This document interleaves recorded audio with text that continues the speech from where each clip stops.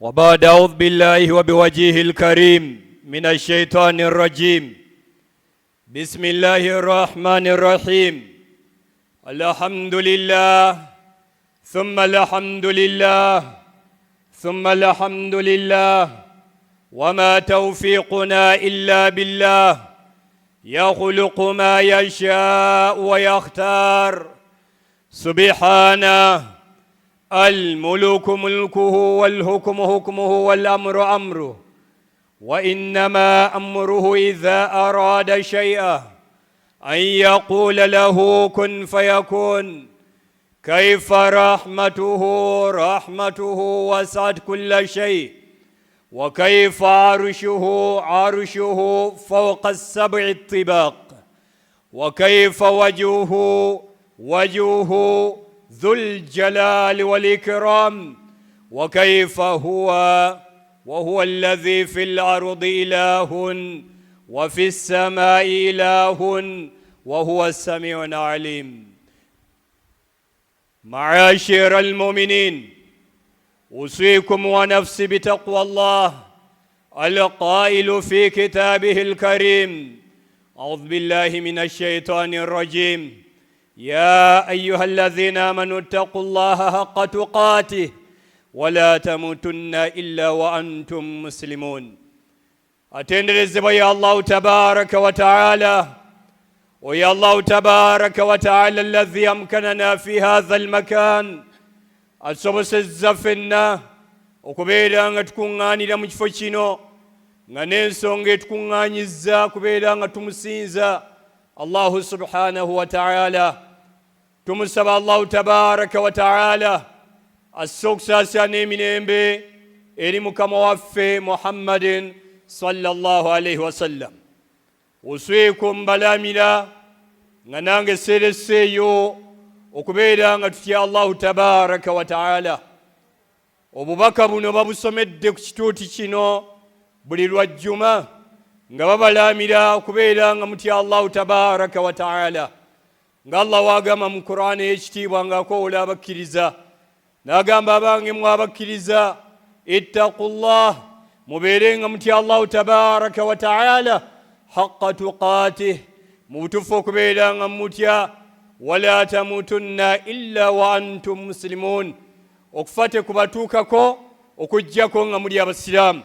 Si abasiraamu ab'amannya, wabula abasiraamu abatya ba Allahu tabaraka wa ta'ala.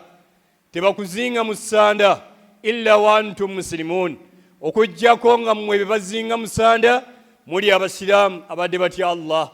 Tebabatwala ku bijja byewammwe e Bugerere, e Masaka, yonna gye babatwala illa wa antum muslimun, okuggyako nga mbadde abasiraamu abalina taqwa eri Allahu tabaraka wa ta'ala. Okufa essaawa yonna kujja gye tuli, naye okufa kyandibadde kirungi, kyekisinga obulungi, yentanda esinga obulungi okufa kutusinkane nga tuli abantu abasiraamu abadde batya Allahu tabaraka wa ta'ala. Okufa essaawa yonna kujja, naye taqwa oyimiridde otya. Omusajja we yafa ku kaburi n'agamba wandiikeko ebigambo bino ng'amaze okufa, ng'ebigambo bigamba: ya waaqifan inda qabri, owange gwayimiridde kaburi yange, la tataajjabu min amri, tonneewuunya okubeera nga nze ndi eno wansi mu ttaka, ettaka lyonna lyanzigwerako, gw'oli eyo waggulu oyimiridde. bilamsi kuntu mithluk, ejjo nalinga ggwe nga ntambula nga gw'otambula, nga neeyagala nga gwe weeyagala, nange nali bwe ntyo. Naye obukedde ku makya nga ndi eno wansi w'ettaka, mukoka yenna wajja nzigwerako. Kyava agamba bakomekereze ne layini eno, naga nti wagadan takunu mithli, enkya oyagala toyagala ojja kubeera nga olinga nze.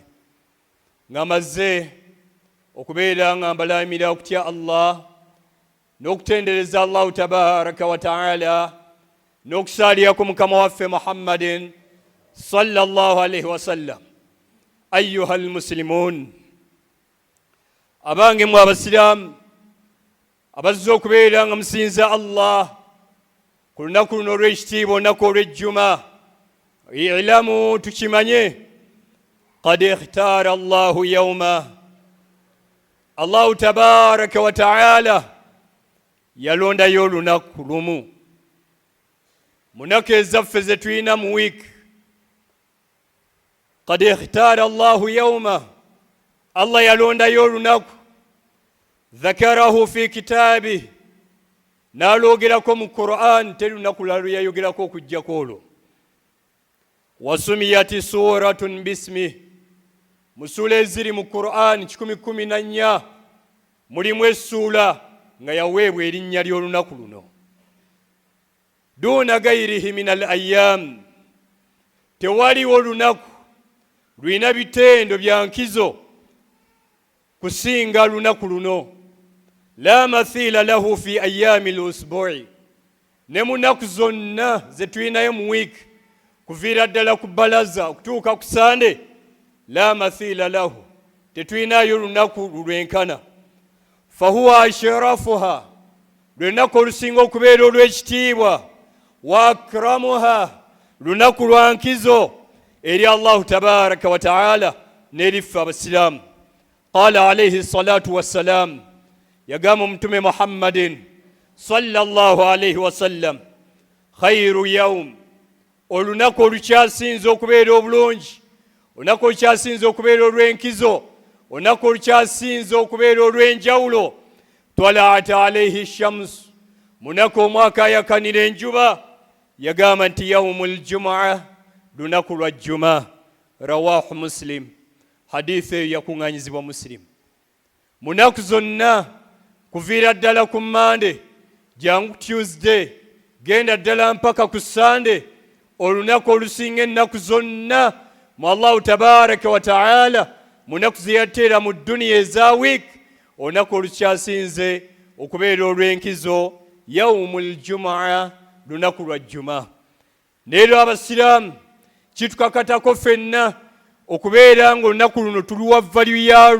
yalwo tulutwale nga lunaku lwa nkizo ala saili l ayyam ku nnaku endala ezisigadde aljumaatu yawmun azim maashira almuminin baganda bange abasiraamu aljumaatu yawmun azim olunaku olw'ejjuma lunaku lwa nkizo lunaku lwa njawulo ku nnaku endala ezisigadde kumanya lwa njawulo aqsama allahu bihi fi kitaabi allahu tabaraka wa ta'ala yalulayirako mu kitabo kye ekitukuvu Qur'an al-Karim tayinayo olunaku lwa wiiki lwe yalayirako kujjako olunaku lw'ejjuma faqala allahu tabaraka wa ta'ala allah n'agamba mu kitabo ekitukuvu Qur'an al-Karim n'agamba nti washahidin wa mashhud allah yalayira ekiyitibwa shahid n'alayira ne mashhud qala ibn abbas radiyallahu ta'ala anhuma yagamba sahaba wa mukama waffe Muhammadin sallallahu alaihi wasallam ayitibwa ibn abbas yagamba nti ashahid ekiyitibwa shahid allah kyalayirako mu Qur'an yagamba nti yawmul jumaa lunaku luno olwajjuma wal mashhud n'ekiyitibwa mashhud allah kyalayirako yawmu arafa lunaku lwa arafa allah n'abanga mu nnaku za wiiki olunaku lwe yalayirako lunaku lwa jjuma naga nti wa shahidin wa mashhud aljumaatu yawmun azim olunaku luno olwajjuma lunaku lwa njawulo lunaku lwa nkizo lunaku lwawufu ku nnaku endala esigadde fafihi atamma allahu khalqu samawati wal ard ku lunaku luno lwennyini olw'ejjuma allahu tabaraka wa ta'ala weyamaliriza okubeera nga atonda eggulu n'ensi na byonna ebirimu allah yabimaliriza fi yawmin azim ku lunaku olw'enjawulo nga lunaku lwa jjuma qala allahu tabaraka wa ta'ala allah yagamba mu kitabo ekitukuvu Qur'an al-Karim naga nti inna rabbakum allah omulezi wa mwoyo ye allahu tabaraka wa ta'ala alladhi khalaqa as-samawati wal arda fi 6 ayyam eyakola eggulu n'ensi nga byonna abikola mu nnaku 6 allah ategeeza mu Qur'an ey'ekitiibwa n'atutegeeza nga we yakola eggulu n'ensi n'ebigirimu n'abimaliriza eggulu n'ensi mu nnaku 6 qala ibn kathir rahimahullahu ta'ala yagamba omuvunuzi w'Ekulani ayitibwa Ibn Kathir, Allah abeerenga amusaasira, yagamba nti fi yaumi ljumaa, ku lunaku olw'ejjuma, Allah olunaku olw'omukaaga, Allah lwayogerako mu nnaku mukaaga, Allah atandika okutonda fi sittati ayyam, mu nnaku mukaaga, olunaku olw'omukaaga lwali lunaku lwa jjuma. N'agamba nti Ibn Kathir rahimahullah, n'agamba nti fi yaumi ljumaa, lwali lunaku lwa jjuma, ijtamaa alkhalqu kullah, ebitonde byonna ne bimala okuba nga bikuŋŋaana nga Allah amaze okubeera nga abitonda. Eyo enkizo namba 2 mu nkizo y'olunaku luno olw'ekitiibwa, olunaku olwa jjuma, nti Allah we yamaliriza okubeera nga akola eggulu n'ensi na byonna ebigirimu. Aljumaatu yawmun azim. Baganda bange abasiraamu, olunaku olw'ejjuma lunaku lwa kitiibwa, lunaku lwa nkizo. Omuntu eyasooka wano mu nsi ye Adamu alayhi salatu wassalaam, ye kitaffe ffenna mwe tuva, wabatha minhuma rijalan kathira wannisa, ffenna ne tubanga tuviira ddala mu Adamu alayhi salatu wassalaam.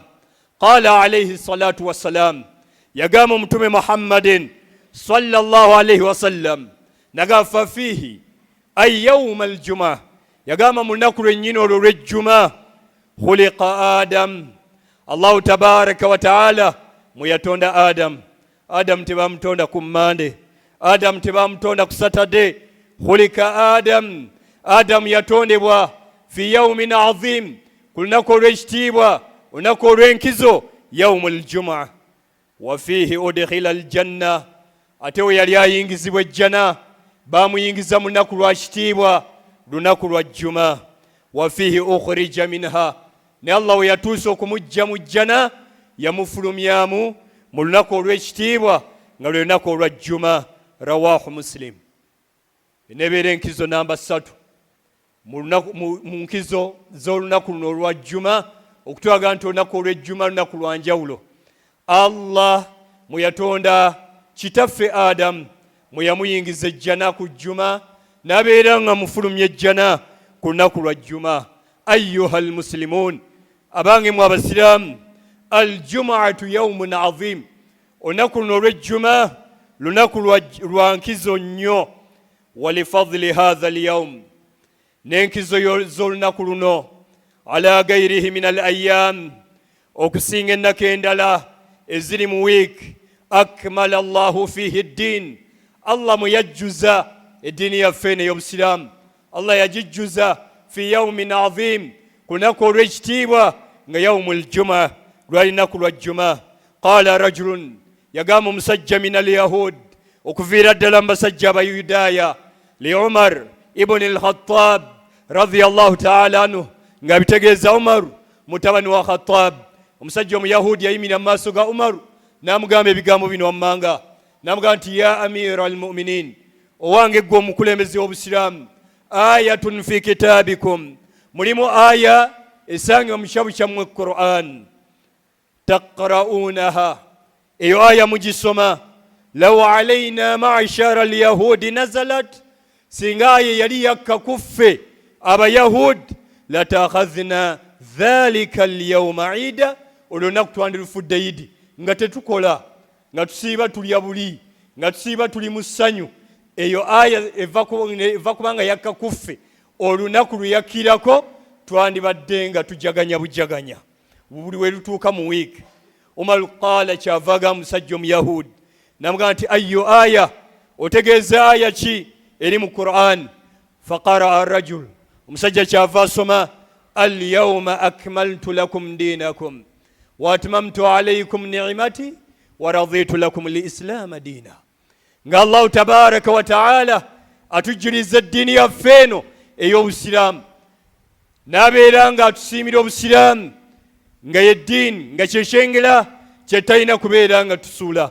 Omusajja n'agamba nti eyo aya eva kubanga yakka kufa abayahudi, olunaku lwe yakkamu twandibadde tulufuula idi gye tuli, nga buli we lutuuka tubeera mu kujaganya na mu kwebaza Allahu tabaraka wa taala na mu kusanyuka, tetwandikoze.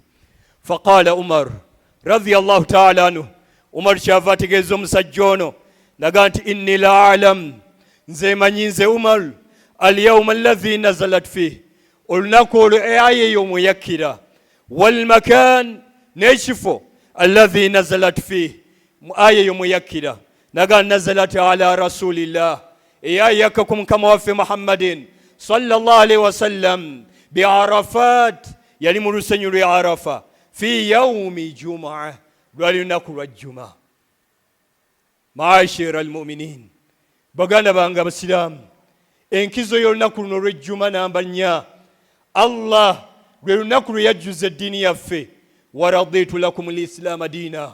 Allah n'abasiimira obusiraamu okubeera nga ye ddiini gye mulina okubeeramu ne kibeera nga kyekyengera kye mutalina kusuula naye Allah ajjuza obusiraamu nga bujjuza fi yawmin azim ku lunaku olw'ekitiibwa yawmul jumaa olunaku olw'ejjuma. Ayyuha almuslimuun baganda bange abasiraamu aljumaatu yawmun azim olunaku olw'ejjuma lunaku lwa nkizo nnyo lunaku lwa kitiibwa. Wa yawmul qiyaama n'olunaku lw'enkomerero amrun mahulun wala yakunu illa fi yawmin azim. Kiyama bagisomesezzaako nnyo neera tugirindirira tukola emirimu gyaffe emirungi nga tulindira yawmul qiyaama tubeere nga tuyingira ejjana. Ne yawmul qiyaama eno gye twogerako tesobola kuyimirirawo illa fi yawmin azim ejja kuyimirira ku lunaku olw'ekitiibwa olunaku olw'enkizo. Qaala alayhi salatu wassalam yaga mukama waffe Muhammadin sallallahu alayhi wasallam naga nti wala taqumu saa Allah tagenda kuyimirizaawo kiyama illa fi yawmil jumaa kigenda kuyimirirawo ku lunaku olw'enkizo nga lunaku lwa juma. Aljumaatu yawmun azim. Baganda bange abasiraamu olunaku lwa juma lunaku lwa nkizo nga n'ensonga endala gye tulaba elufuula olunaku olw'enjawulo lwe lunaku Allah mwagenda okubeera ng'ayimirizaawo kiyama. Kubanga kiyama ffenna gye tulindiridde gitukola emirimu emirungi ne twenenyeza Allah tusobole okubeera nga tutuuka kiyama nga tuli minal mu'miniin nga tuli mbakkiriza. Naye kiyama tegenda kuyimirirawo illa fi yawmin azim okujja ku lunaku olw'ekitiibwa yawmul jumaa olunaku olw'ejjuma. Ayyuha almuslimuun abange mu abasiraamu aljumaatu yawmun azim olunaku olw'ejjuma lunaku lwa nkizo olunaku lwa kitiibwa. Wa fihi yun'imu Allah ala ibadihi bifatihi abwaabi fadlihi. Allahu tabaraka wa taala agulawo emiryango gy'ebyengera bye fi yawmin azim ku lunaku olw'enkizo nga naku lwa jjuma. Qaala alayhi salatu wassalam yaga mukama waffe Muhammadin sallallahu alayhi wasallam ng'ayogera ku nkizo y'olunaku luno olw'ejjuma naga nti wa inna fil jumaa la saa ku lunaku olw'ejjuma waliwo akaseera la yuwaafiquha muslimun teri akasinkananga muddu musiraamu yasalu llahu fihi khair nga byasaba Allahu tabaraka wa taala birungi illa a'taahu okujja nga Allah bimuwa. Akaseera kano Allah teyakateeka ku balaza. Akaseera kano Allah teyakateeka ku Wednesday, teyakateeka ku Saturday, yakateeka fi yawmin azim ku lunaku olw'enkizo yawmul jumaa. Rawahu Muslim. Hadith yayogerwa Muslim. Mukama waffe Muhammadin sallallahu alaihi wasallam nga musnad ya Imamu Ahmad n'agamba nti wa hiya fi akhiri saa ba'da al-asr wetumala essala ya asiri obudde obusembayo nga tetunakubeera nga tuyingira mu budde bwa magaribi ke kaseera mukama waffe Muhammadin sallallahu alaihi wasallam ke yali ayogerako ng'omuntu wamusabiramu Allah amuwa ekyo kyamusabye naye nga akaseera ku kali fi yawmin azim kali ku lunaku olw'ekitiibwa yawmul jumaa olunaku olw'ejjuma. aqulu qawli hadha واستغفر الله لي ولكم ولسائر المسلمين من كل ذنب فاستغفروه إنه هو البر الكريم وهو التواب الرحيم.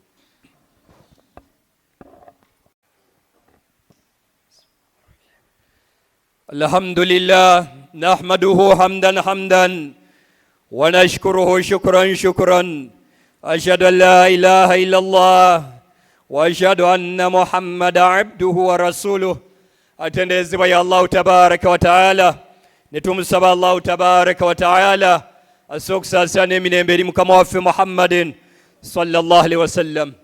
Baganda banga abasiraamu, olwaleero tulaba ku nsonga emu, twakuna ku lwaleero olunaku olw'ejjuma. Allah yalufuula lwanjawulo.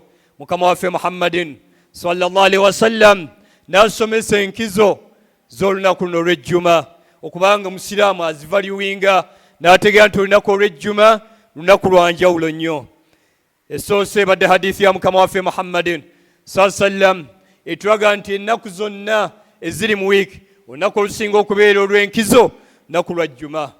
Kumanya lwa nkizo Allah n'alayirako mu Qur'an. Kumanya lunaku lwa nkizo Allah we yamaliriza okutonda eggulu n'ensi n'ebigirimu yamaliriza lunaku lwa jjuma. Kumanya lunaku lwa nkizo Allahu mwe yatondera Adamu alayhi salatu wassalam. Ku lunaku lw'ejjuma wamuyingiza ejjana, ku lunaku lw'ejjuma wamufulumya ejjana.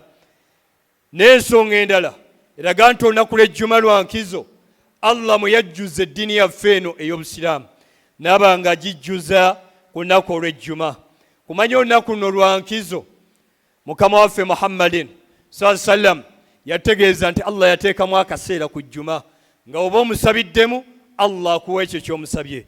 Kumanya olunaku lwa jjuma lwa nkizo ne yaumul qiyama egenda kubeera ng'etuukawo, egenda kutuuka ku lunaku lwa jjuma. Aljumaatu yaumun azim. Omusomo gwaffe olwaleero tugamba nti olunaku lw'ejjuma lunaku lwa nkizo nnyo. Kumanya lwa nkizo nnyo ikhtassa biibadat. Mukama waffe Muhammadin sallallahu alaihi wasallam ayina ibadat ziyakolerangamu laisa fi gairiha min al-ayyam, nga teyazikoleranga mu nnaku ndala. Famin tulu'i fajiriha, kuviira ddala ku fajiri ya jjuma yabda'u tadhkiru biha. Mukama waffe ne basahaba batandikanga ne bayitirizanga nnyo okwogerako Allah n'okusomanga zi azkari n'okwawula kwa Mukama waffe ku lunaku luno olw'ejjuma. Fakad kana an-nabiyyu sallallahu alaihi wasallam, yalinga omutume Muhammadin sallallahu alaihi wasallam yaqra ng'asoma fi salati fajiriha, ku sala ya subuhi ku lunaku luno olw'ekitiibwa olw'ejjuma yasomanga bi alif lam mim tanzilu sajida, yasomanga essula eyitibwa sajida mu laaka esooka wa hal ata ala al-insan hiinu min ad-dahr lam yakun shay'an madhkura, n'agisoma mu laaka ey'okubiri. Ekyo yakikolanga ku lunaku olw'enkizo, ku lunaku olw'ejjuma, ku subuhi yaalwo. Buli jjuma bwe yatuukanga Mukama waffe Muhammadin sallallahu alaihi wasallam essula ezo yazisomanga ku lunaku olw'ejjuma. Ayyuha almuslimun, baganda bange abasiraamu, aljumaatu yaumun azim. Olunaku olw'ejjuma lunaku lwa nkizo, lunaku lwa kitiibwa. Wa huwa yaumu jamaali wa ziina, lunaku lwa kwenyiriza ne tubeera nga twambala bulungi. Obanga mu byambalo by'olinamu ebyambalo ebirungi, olunaku wandibyambalidde yandibadde yaumul jumaa, lwandibadde lunaku lwa jjuma, si ku weekend, ku lunaku lw'ejjuma. Fabaada tulu'i shams, oluvannyuma ng'enjuba emaze okubeera ng'evaayo, yabda'u zamanu ligtisaal, katandika akaseera k'okubeera nga tunaaba. Kirungi ffenna okubeera nga tunaaba ku lunaku olw'ejjuma, n'okubeera nga twekuba obuwoowo ku lunaku olw'ejjuma, wassiwaak, n'okubeera nga tusenya ku lunaku olw'ejjuma. Ne tubeera nga ebyo byonna tubikola min tamaami zinati fi hadha al-yawm, byonna biri mu kubeera nga twenyiriza n'okuwa ekitiibwa olunaku luno olw'ekitiibwa, olunaku luno olw'ejjuma. Kubanga aljumaatu yaumun azim, n'olunaku olw'ejjuma lunaku lwa kitiibwa. Ya ayyuha alladhina amanu, abange mwabakkiriza, idha nudiya lis-salati min yaumi al-jumu'a, we muwulyanga omukooze ng'abakoola ku lunaku luno olw'ekitiibwa, olunaku olw'ejjuma, omwazina yaziina ng'amaze okutegeera obukulu bwa jjuma, fas'au, mubeere nga mwangwiriza ila dhikirillah, mukujja mu kubeera nga mwogera ku Allah n'okubeera nga musinza. Wa dharul bay', muleke ebyo byonna eby'obusuubuzi, kubanga lunaku lwa kitiibwa, lunaku lwa nkizo. Dhalikum khairun lakum in kuntum ta'lamun, ekyo ekisinga obulungi gye muli we mubanga mumanyi. Ma'ashira almu'minin, baganda bange abasiraamu, aljumaatu yaumun azim, olunaku lw'ejjuma lunaku lwa nkizo. tetuyinza kuloogerako ne tumalako tusigala twala obudde bungi tuyinza okusawa n'ennaku nnyingi nga twogera ku jjuma. faliljumaati khasais ala saili layam, tulabye olunaku lw'ejjuma lulina ebyenkizo ebirwawula ku nnaku endala. iidu lmuslimin min kulli usbu'i, yaidi yaffe abasiraamu buli wiiki. obanga olinamu akasente ng'oyagala kulyako bulungi, olunaku lw'olina okulyako obulungi, ng'oyagala kulondamu lunaku mu wiiki lw'olyako obulungi, olina kulonda lunaku lwa kitiibwa yaumul juma. wa min ajili dhalik, nabwekityo mukama waffe muhammadin sallallahu alaihi wasallam yatugaana okusiiba ku lunaku luno olw'enkizo, olunaku olw'ejjuma. naga nti la yasumanna ahadukum yauma aljuma, omu mmwe tasiibanga lunaku luno olw'enkizo, olunaku olw'ejjuma. kubanga iidu lmuslimin, yaidi yaffe abasiraamu buli wiiki. naga nti illa yauman qabla au ba'da, okujjako nga wasiibye olunaku olubereberye, n'osiiba thursday n'ogattako jjuma, oba ng'onaasiiba jjuma obeere ng'ogattako saturday. n'olw'enkizo ya jjuma tetwakkirizibwa kubeera nga mu wiiki tulondamu lunaku lumu olw'ejjuma ne luba nga ffe lwe tusiiba.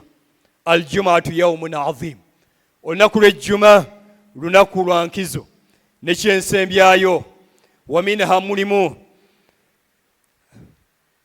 anna alwafaata fiihi, n'omuntu yenna afudde ku lunaku luno olw'ekitiibwa, olunaku luno olw'ejjuma, min alaamaati husni alkhatima, kali mu bubonero obw'omuntu okuba nga afunye enkomerero ennungi singa aba musiraamu.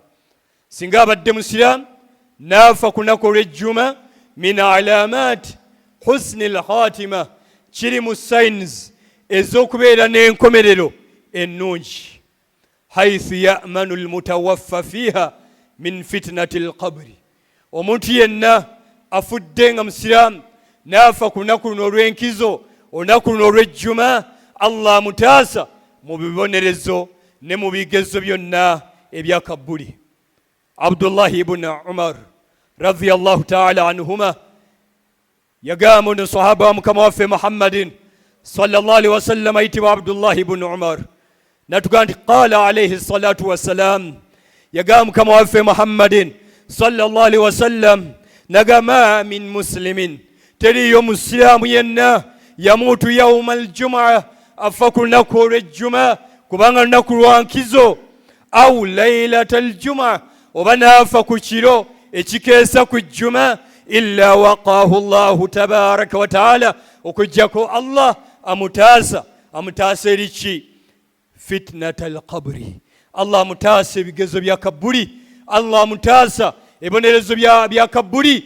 lwaki? kubanga mukama waffe muhammadin sallallahu alaihi wasallam yabeera specific, n'agamba afudde fi yaumin azim, afudde ku lunaku olw'enkizo, afudde ku lunaku olwa juma. My dear brothers and sisters in Islam, Allah tabaraka wa ta'ala, may He be glorified, chose Friday to be the best of the days before Him. And He cited it out for major events and great qualities, which are the reasons why Muslims are obliged to venerate this day and take it as one of their Eids or festivals, in which Allah Tabaraka wa Ta'ala has prescribed the rituals that He has not prescribed for other days. معاشر المؤمنين، إن الله تبارك وتعالى قد أمرنا بأمر حيث بدأ به نفسه وثلث بأيها المؤمنون، حيث قال في كتابه الكريم: إن الله ملائكته يصلون على النبي يا أيها الذين آمنوا صلوا عليه وسلموا تسليما. اللهم صل على سيدنا محمد في الأولين، وصل اللهم تعالى على سيدنا محمد في الآخرين. ثم رضانا أبي بكر خليفته من قام من بعده للدين ينتصر، وعن أبي حفص الفاروق صاحبه من قوله الفصل في أحكامه عمر، وجل عثمان ذو نولين من كملت له المحاسن في دارين والظفر، كذا عليم ابنيه وأمهما علو الآباء كما قد جاءنا الخبر. اللهم ربنا تقبل منا إنك أنت السميع العليم، وتب علينا يا مولانا إنك أنت التواب الرحيم. اللهم يا رزاق اللهم ارزقنا جميعا برزق حلالا طيبا، ويا منزل البركات بارك لنا في أموالنا، وبارك لنا في أولادنا، وبارك لنا في أنفسنا، ويا محول الأهوال حول حالنا إلى سن الحال. اللهم ولا تحرمنا بخير ما عندك بسوء ما عندنا. اللهم واحفظنا الجميع من بين أيدينا ومن خلفنا وعن أيماننا وعن شمائلنا ومن فوقنا برحمتك يا أرحم الراحمين. وانصر لإخواننا في فلسطين، اللهم انصرهم يا ربي واكتب عليهم النصر، اللهم اكتب عليهم النصر فإنك أنت خير الناصرين. وصلى اللهم تعالى على سيدنا محمد وعلى آله وصحبه وسلم، والحمد لله رب العالمين. سبحان ربك رب العزة عما يصفون، وسلام على المرسلين، والحمد لله رب العالمين.